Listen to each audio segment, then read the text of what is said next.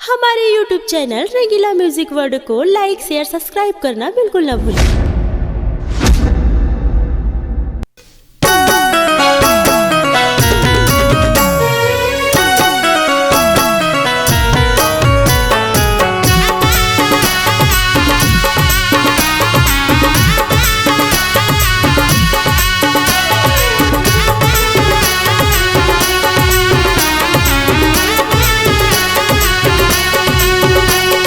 नहीं जाना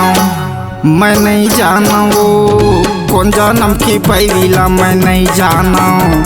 मैं नहीं जाना वो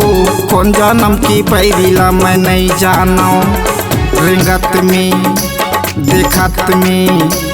बोलत में मैं नहीं जाना वो कौन जन्म की पैरीला मैं नहीं जाना मैं नहीं जाना वो कौन जन्म की पैरीला मैं नहीं जाना।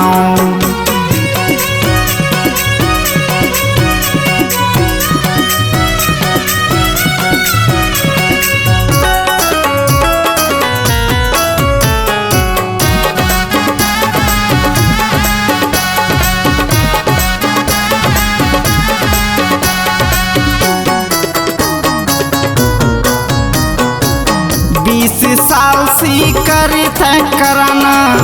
20 साल से करी थे कराना कतो पैसा रुपया धन ही लुटाना मैं नहीं जाना वो कौन जन्म की पैरीला मैं नहीं जाना मैं नहीं जाना वो कौन जन्म की पैरीला मैं नहीं जाना रिंगत में देखत में बोलत में मैं नहीं जाना वो कौन जन्म की पैरीला मैं नहीं जाना मैं नहीं जाना वो कौन जन्म की पैरीला मैं नहीं जाना।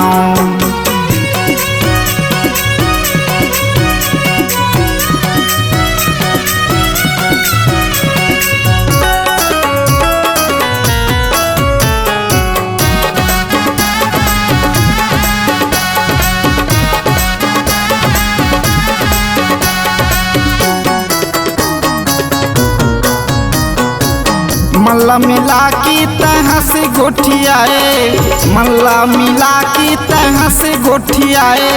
10 जन मिल के त जादू चलाए मैं नहीं जाना वो कौन जन्म की पैरीला मैं नहीं जाना मैं नहीं जाना वो कौन जन्म की पैरीला मैं नहीं जाना रिंगत में देखत में बोलत में मैं नहीं जाना वो कौन जन्म की पैरीला मैं नहीं जाना मैं नहीं जाना वो कौन जन्म की पैरीला मैं नहीं जाना।